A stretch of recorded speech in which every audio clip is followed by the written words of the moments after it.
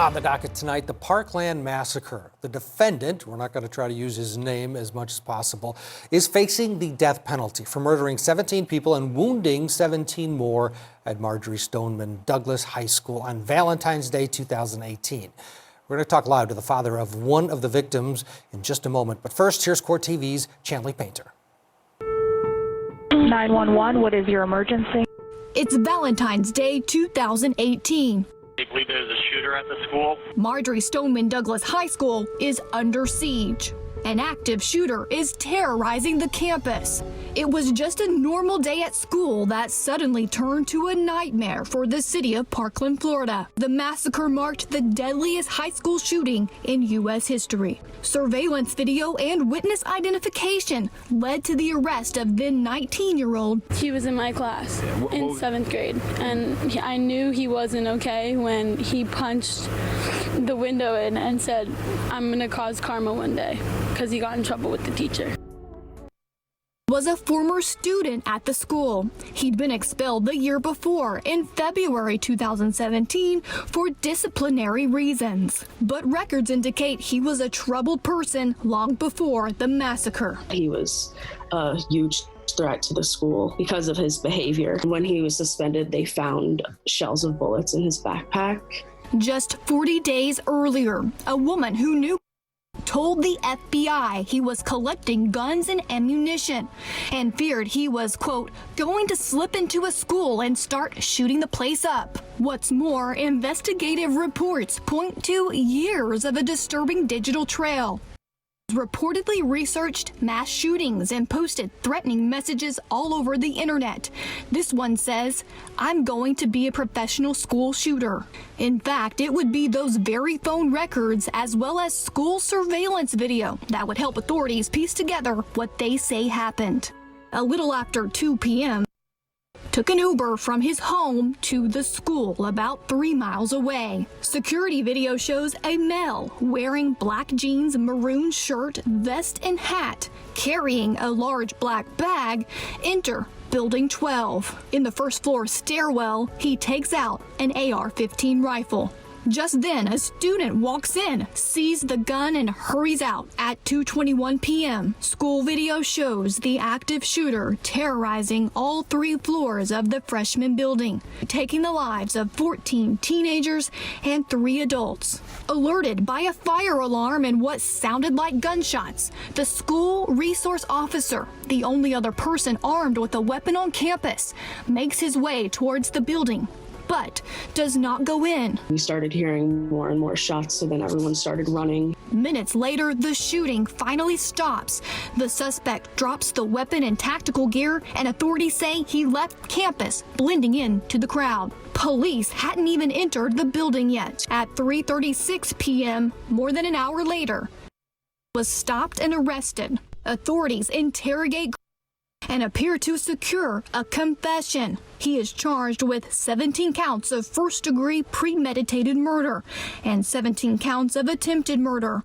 During hours-long questioning, informs the detective he hears voices in his head that tell him to burn, kill, destroy. Now faces the death penalty at trial. I understand fully what you're saying. Okay, are you having any trouble concentrating? No. His lawyers say Cruz is prepared to plead guilty in return for a life sentence, an offer the prosecutors have rejected. All right, you may have noticed a lot of blanks in that piece there by Chanley. We took out the name of the defendant in this case on purpose, out of respect for all of the family members, and specifically our next guest.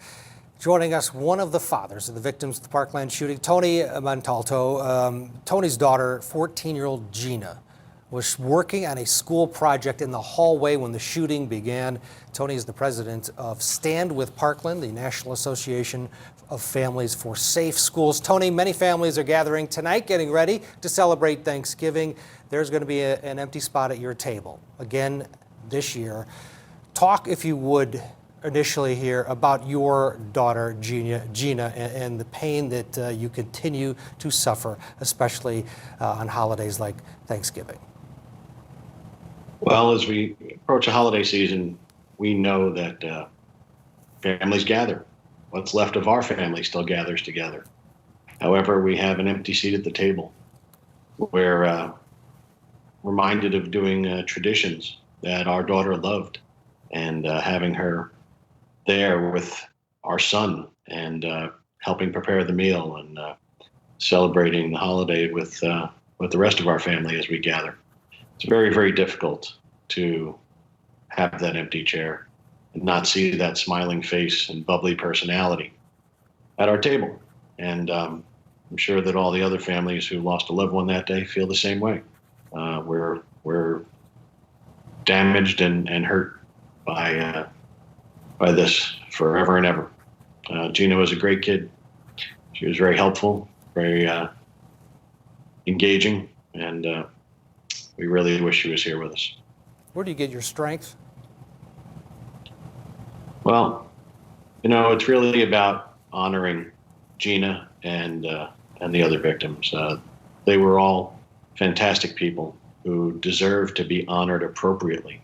And that's why all the families came together to form Stand with Parkland, the National Association of Families for Safe Schools, to do something to help prevent the tragedy similar to the one that took our beautiful children and the spouses that terrible February day. Talk a bit about Stand with Parkland, the Parkland Initiative. What is the organization for those who aren't familiar, and how can they get more information about it? And what's the mission statement? So standwithparkland.org, of course, is our website. And we were founded by all the families who lost someone in the massacre. We decided to come together to try and prevent another school shooting. We promote a triad of things to help prevent that. Securing the campus, better mental health screening and support programs, and also responsible firearms ownership. All three of those things failed us that terrible February day. And we want to bring people together to find pragmatic solutions that will help make our students and staff safer at schools. I know one of the things that you wanted to talk about tonight is something called the Columbia Protocol. What is that? Well, the Columbia Protocol is a set of 6 simple questions. What it does is help everyone engage and ask these questions to someone close to them, someone who they think might be in trouble. And there's a gauge on the back of the card that tells you where to go next, depending on the answers you get. And sometimes just the simple act of reaching out to a family member or a friend and letting them know that you still think about them and that you have enough care to ask these questions to find out how they're feeling. Sometimes just that simple connection will make all the difference it can. This program is very effective because it's very simple with these 6 questions. Anybody could ask them. And again, the guide on the back of the card puts you right where tells you right what you need to do next. It's also available on an app for iPhone and Android. And, especially this holiday season where so many people are disconnected and not close to their loved ones or their friends or their neighbors, it's really important to reach out. And you can be a hero in their life by just asking these simple questions.